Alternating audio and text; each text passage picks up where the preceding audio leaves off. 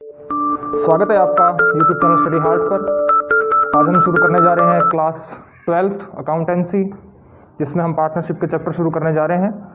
तो पार्टनरशिप के इसमें कौन कौन से चैप्टर हैं? एक तो है साझेदारी का सामान्य परिचय, जनरल इंट्रोडक्शन ऑफ पार्टनरशिप। दूसरा है नए साझेदार का प्रवेश, admission of a new partner. तीसरा है साझेदार का अवकाश ग्रहण एवं मृत्यु पर लेखे। और चौथा है फर्म का समापन, यानी कि डिसोल्यूशन ऑफ ए फर्म। तो चलिए शुरू करते हैं पहला chapter, general introduction of partnership या साझेदारी का सामान्य परिचय। साझेदारी का सामान्य परिचय टॉपिक के अंदर आज हम क्या क्या चीज़ें पढ़ेंगे वो देखिए। आज हम पढ़ेंगे साझेदारी का सामान्य परिचय, जनरल इंट्रोडक्शन ऑफ पार्टनरशिप, जिसके अंदर साझेदारी का अर्थ और परिभाषा यानी कि meaning and definition of partnership. तीसरा है साझेदारी की आवश्यकता, नीड ऑफ पार्टनरशिप। चौथा है साझेदारी की विशेषताएं, कैरेक्टरिस्टिक्स ऑफ पार्टनरशिप। पांचवा है साझेदारी के प्रकार, टाइप्स ऑफ पार्टनरशिप। छठा है साझेदारी संलेख में सम्मिलित होने वाली बातें यानी कि कंटेंट्स ऑफ पार्टनरशिप डीड। और सातवां है साझेदारी संलेख के अभाव में लागू होने वाले नियम यानी कि rules applicable in absence of partnership deed. साझेदारी का सामान्य परिचय देखिए, जब दो या दो से ज़्यादा व्यक्ति मिलकर किसी एक बिजनेस को चलाते हैं तो उसे पार्टनरशिप कहा जाता है। सिंपल से वर्ड के अंदर है कि जब दो या दो से ज़्यादा व्यक्ति मिलकर किसी भी बिजनेस को चलाते हैं तो वो पार्टनरशिप कहलाती है। जैसे ए है, अपना एकल व्यवसाय करता है, एक वक्त आता है वहाँ पर उसे पार्टनर्स की आवश्यकता पड़ती है, वो बी को अपने साथ मिला लेता है। तो अब जब दोनों मिलकर के काम करेंगे तो वो पार्टनरशिप कहलाएगी। ठीक है, अब जानते हैं पार्टनरशिप का अर्थ और परिभाषा क्या है। पार्टनरशिप से संबंधित लॉ इंडियन पार्टनरशिप एक्ट 1932 में दिए गए हैं। इंडियन पार्टनरशिप एक्ट 1 अक्टूबर 1932 को लागू हुआ, जो जम्मू कश्मीर को छोड़कर संपूर्ण भारत पर लागू होता है। इस एक्ट के लागू होने से पूर्व पार्टनरशिप से संबंधित प्रावधान भारतीय संविदा अनुबंध अधिनियम 1832 में दिए गए थे। मीनिंग ऑफ पार्टनरशिप, पार्टनरशिप का अर्थ बिजनेस के एक ऐसे फॉर्म से है जिसमें दो या दो से अधिक पर्सन किसी बिजनेस को रन करने के लिए एग्री होते हैं। वो एग्री होते हैं कि हम दोनों तीनों मिलकर के किसी बिजनेस को शुरू करेंगे। बिजनेस में कैपिटल लगाते हैं, पूंजी लगाते हैं, ए अपनी पूंजी लगाता है, बी अपनी पूंजी लगाता है, प्रबंधकीय योग्यता का सामूहिक प्रयोग करते हैं तथा प्रॉफिट को आपस में शेयर करते हैं। तो ये होगी उसके अर्थ और परिभाषा होगी। एक्ट 1932 के सेक्शन 4 के अकॉर्डिंग साझेदारी उन व्यक्तियों के मध्य पारस्परिक संबंध है जो किसी ऐसे व्यवसाय के लाभों को बांटने के लिए सहमत हुए हैं जिसका संचालन उन सभी के द्वारा या उन सभी की ओर से किसी एक द्वारा किया जाता है। According to Indian partnership act 1932 section 4, partnership is the relation between person who have agree to share the profit of a business carried on by all or any of them for all। Partnership में जो व्यक्ति शामिल होते हैं व्यक्तिगत रूप से partner कहलाते हैं। जैसे यहाँ पर है कमल है, विमल है। कमल क्या है? एक पार्टनर है। विमल क्या है? पार्टनर है। लेकिन जब ये मिल जाते हैं, मिलकर के काम को करते हैं तो वो फर्म कहलाती है, सामूहिक रूप से फर्म कहलाते हैं। जिस नाम से पार्टनरशिप का बिजनेस किया जाता है उसे फर्म का नाम कहा जाता है। एग्जाम्पल के तौर पर समझिए कि मान लीजिए कमल है, विमल है और रमन है, तीनों ने मिलकर के एक बिजनेस शुरू कर दिया। अब वो चाहें तो तीनों के तीनों ही संचालन का काम कर सकते हैं, चाहे तो कोई दो व्यक्ति किसी तीसरे व्यक्ति को यानी कि ए बी जो है वो सी को कह सकता है कि ठीक है तुम काम का संचालन करो और हम बिजनेस में पूंजी लगाते हैं, पैसा लगाते हैं। तीसरा टॉपिक है साझेदार की आवश्यकता, नीड ऑफ पार्टनरशिप। पार्टनरशिप की आवश्यकता क्यों पड़ी भाई? ऐसी क्या जरूरत आन पड़ी कि पार्टनरशिप फर्म को शुरू करना पड़ा? तो हम जानते हैं कि जैसे 11th क्लास में आप लोगों ने पढ़ा था कि एकाकी व्यापार के बारे में, सोल प्रोप्राइटरशिप के बारे में पढ़ा था, जिसमें एक ही व्यक्ति होता था जो पूरे बिजनेस को रन करता था। लेकिन यहाँ पार्टनरशिप की बात हो रही है तो एक व्यक्ति से ज़्यादा यानी कि दो या दो से ज़्यादा व्यक्ति होंगे, वो बिजनेस को चलाएंगे। तो साझेदारी की आवश्यकता क्यों पड़ी? Need of partnership. एकाकी व्यापार सोल प्रोप्राइटरशिप में कुछ कमियां थी, जो उसकी एकल व्यापार की कमियां थी आज वही विशेषताएं बन चुकी हैं, आवश्यकता बन चुकी है किसकी? पार्टनरशिप की। सीमित पूंजी, कई बार किसी एक व्यक्ति के पास इतना पैसा नहीं होता है कि वो एक बड़े बिजनेस को खड़ा कर सके। तो अगर मेरे को किसी बिजनेस को शुरू करना है, मुझे 1 लाख रुपए की आवश्यकता है लेकिन मेरे पास 50,000 रुपये हैं, तो पूंजी मेरे पास सीमित है। तो मैं क्या कर सकता हूँ, मैं किसी दूसरे व्यक्ति के साथ जाके मिलूंगा, उससे बातचीत करूंगा, उसे बिजनेस के बारे में समझाऊंगा और उसे ये कहूँगा कि यार आप पूंजी पैसा लगाइए। मैं अकेला तो उस काम को नहीं कर सकता था, 50,000 रुपये मेरे पास हैं, लेकिन अगर मेरे पास 1 लाख रुपये होते तो मैं अकेला कर सकता था, लेकिन 1 लाख मेरे पास है नहीं। अगर 50,000 है तो 50,000 मैं किसी दूसरे व्यक्ति से लेता हूँ और उसको अपना पार्टनर बना लेता हूँ। तो इस तरीके से एकल व्यापार की कमी थी सीमित पूंजी, लेकिन पार्टनरशिप के अंदर वो खत्म हो जाती है। दूसरी, क्षमता व चातुर्य। हर एक इंसान के पास काम करने की क्षमता या चातुर्य हर एक किसी इंसान के पास नहीं हो सकता। हो सकता है मेरे पास इतना दिमाग ना हो या इतनी क्षमता ना हो, लेकिन दूसरे वाले व्यक्ति के पास में क्षमता हो, उसका चातुर्य मेरे से ज़्यादा कई गुना तेज हो, तो मैं ऐसे व्यक्ति को अपने बिजनेस में शामिल करूंगा, क्योंकि वो मेरे बिजनेस को आगे बढ़ाने में मेरी हेल्प करेगा। तीसरा है सीमित प्रबंध। एकाकी व्यापार के अंदर क्या था कि एक ही व्यक्ति काम करता था, तो वो मैनेजमेंट का काम वो अकेला संभालता था। लेकिन यहाँ पर अगर 2 व्यक्ति हैं तो 2, 3 है तो 3 मिलकर के मैनेजमेंट को संभाल सकते हैं। चौथा है अनिश्चित अस्तित्व। एकाकी व्यापार जो है उसका अस्तित्व अनिश्चित है कि अगर मान लो एक व्यक्ति बिजनेस को कर रहा है, अगर कल को उसकी मृत्यु हो जाती है तो क्या होगा, बिजनेस बंद हो जाएगा। लेकिन अगर पार्टनरशिप जैसी फर्म है, उसमें अगर 3 व्यक्ति पार्टनर है, उनमें से अगर एक मर भी गया तो बाकी 2 तो बिजनेस को चला सकते हैं। तो अनिश्चित अस्तित्व को पार्टनरशिप खत्म कर देती है। इन सभी कमियों को पूरा करने के लिए पार्टनरशिप की स्थापना की जाती है। अब हम आते हैं साझेदारी की विशेषताओं पर। ठीक है, कैरेक्टरिस्टिक्स ऑफ पार्टनरशिप। जितनी भी इसकी विशेषता है हम एक एक करके जानेंगे। नंबर पहला, 2 या 2 से अधिक व्यक्तियों का होना, 2 और मोर देन 2 पर्सन। कोई भी अकेला व्यक्ति स्वयं का साझेदार नहीं हो सकता, इसलिए कम से कम 2 व्यक्तियों का होना आवश्यक है। साथ ही ऐसा व्यक्ति अनुबंध करने की क्षमता रखता हो। According to Indian contract act 1872, एक अवयस्क, पागल व कानून द्वारा अयोग्य घोषित व्यक्ति फर्म में पार्टनर के रूप में शामिल नहीं हो सकता। इसी विशेषता के आधार पर यदि भविष्य में पार्टनर्स की संख्या घटकर 1 रह जाए तो पार्टनरशिप समाप्त हो जाती है। देखो यहाँ हम कौन सी विशेषता पढ़ रहे हैं कि 2 या 2 से अधिक व्यक्तियों का होना। पार्टनरशिप के अंदर कम से कम 2 व्यक्तियों का होना आवश्यक है। अगर एक ही व्यक्ति होगा तो वो तो एकल व्यापार कहलाएगा, इसलिए पार्टनरशिप के अंदर कम से कम 2 व्यक्तियों का होना आवश्यक है। ज़्यादा से ज़्यादा 50 व्यक्ति हो सकते हैं। और कोई भी अवयस्क हो गया, पागल हो गया या कानून द्वारा जिसको अयोग्य घोषित कर दिया गया है, उसे हम पार्टनर के रूप में सिलेक्ट नहीं कर सकते हैं। इंडियन पार्टनरशिप एक्ट में पार्टनर्स की मैक्सिमम संख्या के बारे में कहीं नहीं बताया गया है, परंतु कंपनी एक्ट 2013 के सेक्शन 464 के अकॉर्डिंग पार्टनरशिप फर्म में पार्टनर्स की संख्या वह होगी, मैक्सिमम संख्या वह होगी जो निर्धारित की जाएगी, जो 100 से अधिक नहीं होगी।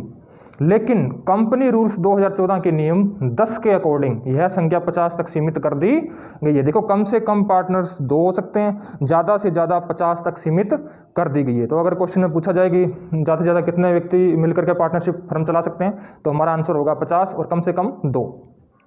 विशेषता है वो है पार्टनर्स के बीच में एग्रीमेंट होना। देखो, जब भी पार्टनरशिप फर्म को अपने शुरू करते हैं, अगर ए है और बी है, दोनों मिलकर के एक फर्म को बिजनेस को शुरू करते हैं, तो उन दोनों के मध्य में एग्रीमेंट होना, अनुबंध होना बहुत ज़रूरी है। अनुबंध 2 तरह का हो सकता है, या तो उनका अनुबंध पेपर पे साइन होगा, यानी कि लिखित में होगा, या मौखिक होगा। और जो लिखित होता है वो सही होता है। मौखिक है कि अगर हो सकता है साल के एंड में जा कर के उनके बीच में आपस में कोई झगड़ा हो जाएगा, कोई विवाद खड़ा हो जाए, तो उस वक्त वो क्या करेंगे। इसीलिए पार्टनरशिप का जन्म एग्रीमेंट करने से होता है। एग्रीमेंट लिखित, रिटन में या मौखिक ओरल हो सकता है, परंतु भविष्य में किसी भी प्रकार के विवाद से बचने के लिए लिखित या रिटन समझौता होना उचित माना जाता है। रिटन में समझौता होगा तो किसी तरह की कोई गलतफहमियां नहीं रहेगी, कोई दिक्कत नहीं रहेगी, पता होगा कि हमें जो प्रॉफिट है वो कैसे बांटना है, लॉस है वो कैसे उठाना है। ठीक है। तीसरी इसकी विशेषता क्या है, लाभों का विभाजन, शेयरिंग ऑफ प्रॉफिट। पार्टनरशिप का प्रमुख उद्देश्य लाभ कमाना है। देखो जी, कोई भी अगर बिजनेस करता है और पार्टनरशिप करता है तो उसका मेन काम यही होगा कि उसको प्रॉफिट कमाना है। भाई, लॉस कमाने के लिए कौन पार्टनरशिप करता है, प्रॉफिट कमाएंगे। तो जिस संस्था का उद्देश्य लाभ कमाना नहीं हो, अर्थात परोपकार करना होगा, कानूनी रूप से साझेदारी नहीं हो सकती। पार्टनरशिप का सबसे मेन काम है कि उन्हें प्रॉफिट कमाना है। अगर कोई संस्था है वो परोपकार का काम करती है, वो प्रॉफिट पे नहीं, नो प्रॉफिट नो लॉस के ऊपर काम करती है, तो वहाँ पार्टनरशिप एक्ट लागू नहीं होंगे, साझेदारी नहीं कहलाएगी वो। पार्टनर का प्रॉफिट में हिस्सा तो होगा ही, परंतु लॉस में हिस्सा होना आवश्यक नहीं है। जैसे यदि कोई पार्टनर 18 साल से कम उम्र का है तो उसको प्रॉफिट में शेयर होगा, लॉस में नहीं। तीसरा जो पॉइंट पढ़ रहे हैं, हम पढ़ रहे हैं लाभों का विभाजन। लाभों का विभाजन पढ़ रहे हैं। पार्टनरशिप का प्रमुख उद्देश्य लाभ कमाना है।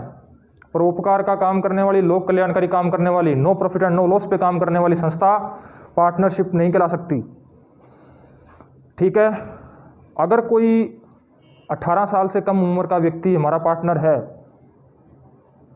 तो उसका प्रॉफिट में तो हिस्सा होगा, लेकिन अगर किसी तरह का कोई लॉस होता है तो उस लॉस के अंदर उसका कोई हिस्सा नहीं होगा। अब बढ़ते हैं हम चौथे पॉइंट की तरफ, व्यवसाय का होना। देखो, पार्टनरशिप तभी होगी जब कोई तुम्हारा बिजनेस होगा। बिना किसी बिजनेस के तो पार्टनरशिप हो नहीं सकती। तो पार्टनरशिप में बिजनेस का होना जरूरी है। यदि किसी संस्था का गठन धार्मिक या सामूहिक कार्यों के लिए किया जाता है तब उसे पार्टनरशिप नहीं माना जाता। ये पहले बता चुका हूं आपको। पांचवा है अधिनियम एक्ट। पार्टनरशिप बिजनेस भारतीय साझेदारी अधिनियम 1932 द्वारा संचालित होता है, इसे याद रखिएगा। छठा, व्यवसाय का संचालन सभी के द्वारा या उन सभी की ओर से किसी एक द्वारा किया जा सकता है। Business carried on by all और any of them acting for all. कानूनी रूप से व्यवसाय के संचालन में सभी साझेदार भाग ले सकते हैं। देखो मैं बताता हूँ, ABC तीनों ने मिलकर पार्टनरशिप की। कानूनी रूप से वो तीनों के तीनों बिजनेस का संचालन कर सकते हैं, लेकिन अगर उनमें से कोई दो चाहें तो किसी दूसरे व्यक्ति को भी संचालन का काम सौंप सकते हैं। परंतु व्यवसाय का संचालन उन सभी की सहमति से कोई भी साझेदार कर सकता है, क्योंकि प्रत्येक साझेदार फर्म का एजेंट होता है और स्वामी भी।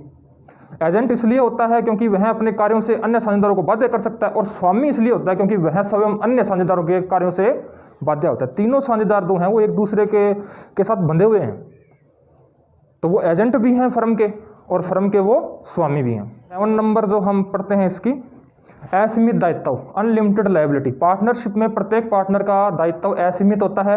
अन्य शब्दों में पार्टनर के समस्त दायित्वों के लिए प्रत्येक पार्टनर संयुक्त या पृथक दोनों रूप से उत्तरदायी होता है। देखो, अगर ABC तीनों मिलकर बिजनेस कर रहे हैं, इनका पार्टनरों का जो दायित्व है वो असीमित होता है। A भी उतना ही जिम्मेदार है जितना कि B उतना ही जिम्मेदार है जितना कि C। तीनों के तीनों एक दूसरे के प्रति असीमित दायित्व रखते हैं, पृथक अस्तित्व नहीं।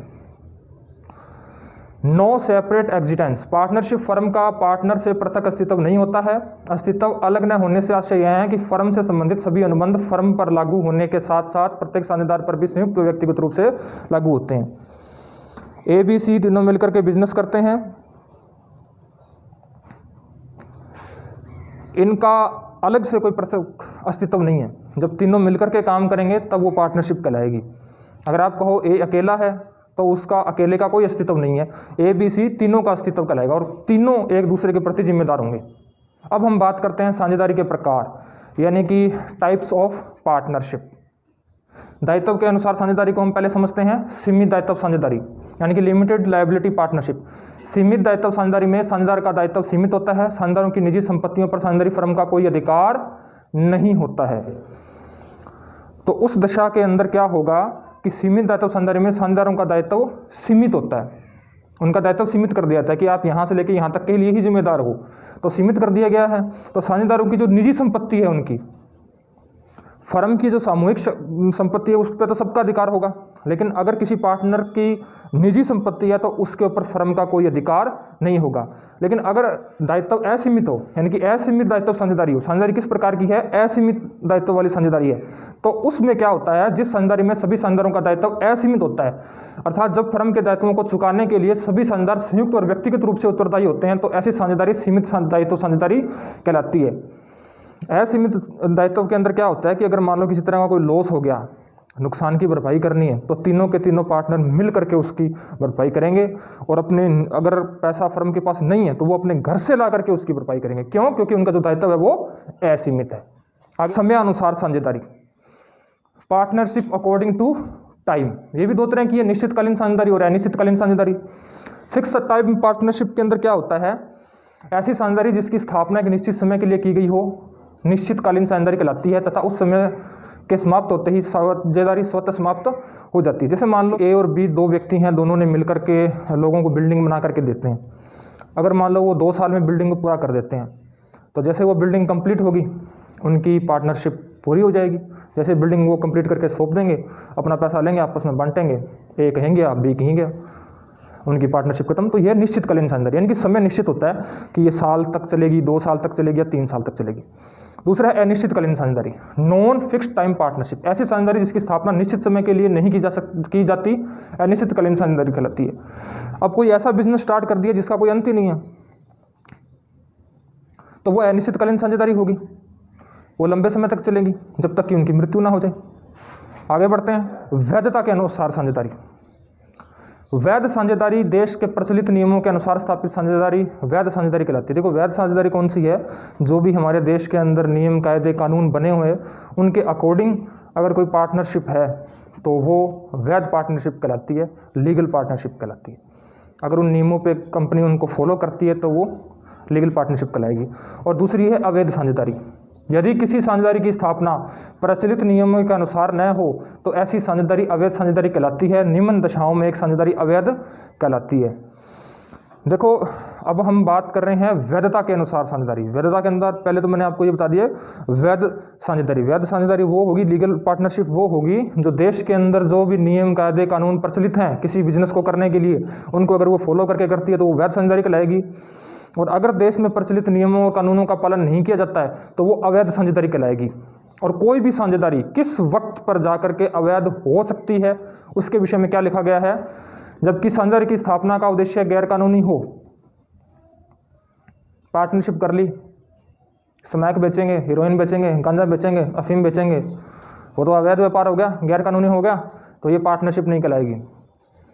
जबकि साझेदारों की संख्या 2 से कम हो जाए या अधिकतम संख्या 50 से अधिक हो जाए, पार्टनरशिप है 2 पार्टनर हैं ए और बी, ए की मृत्यु हो जाती है, पार्टनरशिप खत्म, या 50 से 51 आदमी हो जाते हैं तो पार्टनरशिप खत्म। जबकि साझेदारी का व्यापार लोक नीति या अंतर्राष्ट्रीय नीति के विरुद्ध हो, कोई हम ऐसी पार्टनरशिप कर लेते हैं जो लोक हित के खिलाफ हो या अंतर्राष्ट्रीय जो नियम बने उनके खिलाफ हो, तो जैसे ही वो खिलाफत में जाएंगे वैसे ही वो अवैध साझेदारी यानी कि इलीगल पार्टनरशिप हो जाएगी। चौथा, जबकि किसी साझेदारी में शत्रु राष्ट्र का नागरिक साझेदार बना दिया जाए। कोई पार्टनरशिप फर्म चल रही है, अच्छा चल रहा है उनका सारा कुछ, लेकिन वो किसी ऐसे व्यक्ति को अपना पार्टनर बना लेते हैं जो देश के शत्रु देश का नागरिक है, तो उस स्थिति के अंदर भी पार्टनरशिप जो है वो अवैध कहलाएगी। साझेदारी संलेख में शामिल होने वाली बातें, कॉन्ट्रैक्ट्स ऑफ पार्टनरशिप डीड। जब भी ए और बी मिलकर किसी तरह की पार्टनरशिप करेंगे तो वो एक संलेख बनाएंगे, एक कॉन्ट्रैक्ट पे साइन करेंगे, ठीक है। वो जो संलेख होगा उसके अंदर क्या क्या चीज़ शामिल होनी चाहिए। ए और बी है, दोनों मिलकर के किसी बिजनेस को शुरू करते हैं तो वो उस वक्त एक कॉन्ट्रैक्ट को साइन करते हैं। उस कॉन्ट्रैक्ट के ऊपर क्या क्या चीज़ें लिखी होती हैं, उस साझेदारी संलेख के ऊपर क्या क्या चीज़ें लिखी होती हैं, मैं इसके विषय में आपको बताता हूँ। नंबर 1, फर्म का नाम व पता, the name and address of the firm. Firm का नाम और पता लिखा होना चाहिए। दूसरा, साझेदारों के नाम और पते, name and address of the partners. पहले फर्म का नाम और पता, उसके बाद में जो पार्टनर हैं, पार्टनर ए, पार्टनर बी, वो कहाँ रहते हैं उनका पता। साझेदार व्यवसाय की प्रकृति व कार्यक्षेत्र, जो पार्टनरशिप उन्होंने की है, जो बिजनेस वो कर रहे हैं वो किस तरह का बिजनेस है। हो सकता है कि वो एक बिजनेस कर रहे हों जिसमें खिलौने बनाने वाली कंपनी हो या गाड़ियाँ बनाने वाली कंपनी हो, वो उसका बिजनेस करते हैं, गाड़ियाँ बनाने वाला बिजनेस करते हैं, या मतलब जो भी प्रकृति होगा, जिस भी प्रकृति का काम होगा उनका, उसके विषय में लिखा होना चाहिए। चौथा है लाभ विभाजन अनुपात। उसी कॉन्ट्रैक्ट करते वक्त वो लाभ प्रॉफिट शेयरिंग रेशो का जो है विभाजन कर लेंगे कि हम भविष्य के अंदर जो प्रॉफिट होगा वो बराबर बराबर बांटेंगे, या 5:2 या 3:2 या 3:1, हम किस तरह से बांटेंगे, किस रेशो में बांटेंगे, उस विभाजन को भी लिखा जाता है। साझेदारों की पूंजी, ए कितनी पूंजी लगाएगा, बी कितनी पूंजी लगाएगा, इसके विषय में भी उस साझेदारी संलेख में लिखा होना चाहिए। 6 नंबर, पूंजी के ब्याज के संबंध में प्रावधान, इंटरेस्ट ऑन कैपिटल, कि जो कैपिटल पार्टनर्स लगा रहे हैं उन पूंजी पर, जैसे ए ने 50,000 लगाए, बी ने 50,000 लगाए, अब इनको इनकी पूंजी पर ब्याज देना है या ब्याज नहीं देना, इसके विषय के अंदर साझेदारी संलेख में लिखा होना चाहिए। आगे है आहरण की राशि। 7 नंबर पॉइंट है आहरण की राशि। साझेदारी संलेख के अंदर आहरण की राशि कितनी होगी ये भी लिखा जाना चाहिए। 8वां है आहरण पर ब्याज के संबंध में प्रावधान, कि जो ड्राइंग की गई है उस पर इंटरेस्ट लेना है या नहीं लेना, लेना है तो कितने % लेना है। 9 नंबर आएगा फर्म की लेखा पुस्तकें रखने की विधि, methods of recording of firm is accounts, कि जो लेखा पुस्तकें रखी जाएंगी वो कौन सी नियमों के अनुसार रखी जाएंगी, कौन सी विधि के अनुसार रखी जाएंगी, ये भी उस कॉन्ट्रैक्ट में लिखा हुआ होना चाहिए। साझेदारों को देय वेतन, बोनस व कमीशन आदि, partner salary, bonus, commission etc। Partner को सैलरी दी जाएगी, वेतन दिया जाएगा, कमीशन दिया जाएगा या नहीं दिया जाएगा, दिया जाएगा तो कितना दिया जाएगा, ये भी उस कॉन्ट्रैक्ट में लिखा होना चाहिए। खातों का अंकेक्षण, ऑडिटिंग ऑफ अकाउंट्स, ये बात भी लिखी होनी चाहिए।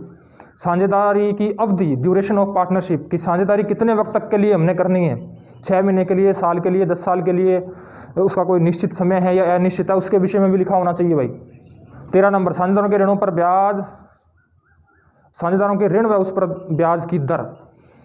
और पार्टनर्स, फर्म जो है पार्टनर से लोन ले सकती है तो वो पार्टनर्स लोन कहलाता है, उसके ऊपर ब्याज दिया जाता है पार्टनर को, उसके विषय में लिखा होना चाहिए। पूंजी खाते रखने की विधि कौन सी होनी चाहिए, फिक्स कैपिटल मेथड होना चाहिए या फ्लक्चुइंग कैपिटल मेथड होना चाहिए, इसके विषय में बताया गया हो। विवादों के निपटारे की विधि, अगर किसी तरह का वाद विवाद पैदा हो जाता है ए और बी के अंदर तो उसको वो किस तरह से हल करेंगे, उसके बारे में भी लिखा होना चाहिए। नए साझेदार के प्रवेश पर प्रावधान, rules to be followed in case of admission of a new partner, जब कोई नया पार्टनर बिजनेस में एंट्री करेगा तो उसके संबंध में क्या क्या प्रावधान होने चाहिए, ये भी उसके अंदर लिखा हुआ होना चाहिए। नए साझेदार के प्रवेश, अवकाश ग्रहण करने, मृत्यु होने व लाभ विभाजन अनुपात में परिवर्तन होने पर ख्याति का मूल्यांकन व लेखा। गुडविल जो है उसकी वैल्यूएशन कैसे करेंगे, गुडविल की जो अकाउंट्स है वो कैसे बनाएंगे, इसके बारे में भी लिखा होना चाहिए। कब किस किस परिस्थितियों के अंदर हो कि नए साझेदार का प्रवेश हो रहा हो तो गुडविल का जो है मूल्यांकन कैसे करेंगे, अवकाश ग्रहण करने पर गुडविल का मूल्यांकन कैसे करेंगे, मृत्यु होने पर या लाभ विभाजन अनुपात में परिवर्तन होने पर ख्याति का मूल्यांकन कैसा करेंगे, लिखा होना चाहिए। 19 नंबर है किसी साझेदार के अवकाश ग्रहण करने या मृत्यु पर हिसाब के निपटारे की विधि कौन सी होनी चाहिए। 20 नंबर है फर्म के समापन की विधि व परिस्थितियां, अगर फर्म का समापन करना है तो कौन सी विधि से समापन करना है, वो किन किन परिस्थितियों के अंदर कौन कौन सी ऐसी परिस्थितियां पैदा हो सकती हैं जिनके अगर वो परिस्थितियां पैदा हो जाए तो हमें फर्म का समापन करना होगा। फर्म के समापन पर हिसाब के निपटारे की विधि, अब अगर फर्म का समापन ही हो रहा है तो फिर अब जो हिसाब किताब होगा वो किस तरीके से होगा। फिर है किसी साझेदार के दिवालिया होने पर गार्नर वर्सेस मर्रे नियम, ठीक है, इस गार्नर वर्सेस मर्रे नियम के बारे में हम आगे बात करेंगे, लेकिन यहाँ पॉइंट ये बात बोल रहा है कि अगर किसी साझेदार है जो अगर दिवालिया हो जाता है तो गार्नर बरा मर्रे नियम लागू होगा या नहीं होगा, लागू करना है या नहीं लागू करना है, इसके विषय में भी उसके जो साझेदारी संलेख है उसमें बताया होना चाहिए। चलिए आगे। अब है साझेदारी संलेख के अभाव में लागू होने वाले नियम, rules applicable in absence of partnership deed. मान लीजिए ए और बी ने एक बिजनेस शुरू कर दिया लेकिन उन्होंने किसी तरह का कोई संलेख नहीं बनाया। अब अगर किसी तरह का कोई विवाद होता है तो उसे कैसे निपटा जाएगा। ए और बी ने बिजनेस शुरू कर लिया है लेकिन उन्होंने किसी तरह का संलेख नहीं बनाया है, तो साझेदारी संलेख के अभाव में कौन कौन से नियम है जो एक पार्टनरशिप फर्म पर कानून के द्वारा लागू किए जाते हैं, लागू होंगे, वो कौन कौन से होंगे। जैसे ए बी सी तीनों ने मिलकर साझेदारी फर्म बनाई परंतु उन्होंने किसी भी प्रकार का साझेदारी संलेख यानी कि कॉन्ट्रैक्ट ऑफ पार्टनरशिप डीड तैयार नहीं किया, तो ऐसी परिस्थिति में साझेदारी फर्म पर कौन कौन से नियम लागू होंगे। नंबर 1, साझेदारों के मध्य लाभ विभाजन समान अनुपात में होगा। देखो अगर तो उन्होंने संलेख बना लिया तो आपको पता ही है कि उसके अंदर उनको लिखना होगा कि हम जो है वो प्रॉफिट जो है किस रेशो में बांटेंगे, लेकिन अब उन्होंने किसी तरह का कोई संलेख बनाया नहीं है तो वो लाभों को कैसे विभाजित करेंगे। अगर प्रश्न के अंदर आपको ये जानकारी नहीं दी गई है कि वो किस रेशो के अंदर प्रॉफिट को बांटते हैं तो वहाँ पर कौन सा नियम लागू होगा कि वहाँ पर समान अनुपात में उनको प्रॉफिट बांटा जाएगा, बराबर बराबर प्रॉफिट दिया जाएगा। साझेदारों को पूंजी पर ब्याज नहीं दिया जाएगा। अगर साझेदारी संलेख नहीं बनाया गया है तो किसी भी पार्टनर को कोई इंटरेस्ट जो है उसकी कैपिटल पर नहीं दिया जाएगा। साझेदार द्वारा किए गए आहरण पर फर्म ब्याज नहीं लेगी। इसी तरह से अगर कोई पार्टनर ड्राइंग करता है साझेदारी संलेख नहीं बनाया गया है, मैं उसकी बात कर रहा हूँ जो साझेदारी संलेख नहीं बनाया गया है, और अगर किसी ने ड्राइंग कर ली है तो फर्म उससे ब्याज नहीं लेगी। होता है साझेदारों को पारिश्रमिक, वेतन, कमीशन नहीं दिया जाएगा। No partner is entitled to any salary और commission for taking part in running the firm is business. साझेदारों को किसी तरह का पारिश्रमिक और वेतन भी नहीं दिया जाएगा साझेदारी संलेख के अभाव में। साझेदारों के ऋणों पर 6% की दर से वार्षिक ब्याज दिया जाएगा। अगर फर्म ने पार्टनर से किसी तरह का लोन ले रखा है तो चाहे संलेख, चाहे कॉन्ट्रैक्ट साइन किया हो या ना किया हो, साझेदारी संलेख चाहे बनाया हो, पार्टनरशिप डीड चाहे बनाई हो चाहे ना बनाई हो, वो 6% ही लगेगा। प्रत्येक साझेदार को व्यापार संचालन में प्रबंध में हिस्सा लेने का अधिकार होगा। देखो, अगर तो साझेदारी संलेख बनाया गया है और किसी के दायित्व को सीमित कर दिया गया है फिर तो अलग बात है, लेकिन साझेदार संलेख नहीं है तो हर एक पार्टनर को बिजनेस का संचालन करने का अधिकार होगा। प्रत्येक साझेदार को फर्म की पुस्तकों को देखने, निरीक्षण करने और उनकी प्रतिलिपि लेने का अधिकार होगा। ए, बी, सी तीनों में से कोई भी पार्टनर है, जब चाहे जैसे चाहे वो आ सकता है, अकाउंट्स की बुक्स चेक कर सकता है, उनकी फ़ोटोकॉपी मांग सकता है। तो कैसा लगा आपको ये जानकारियाँ जानकर? प्लीज़ मेरे वीडियो को लाइक, शेयर और सब्सक्राइब कीजिएगा। बहुत जल्दी मैं इससे आगे की थ्योरी लेकर के आऊँगा और न्यूमेरिकल पोर्शन भी अपने स्टार्ट करेंगे।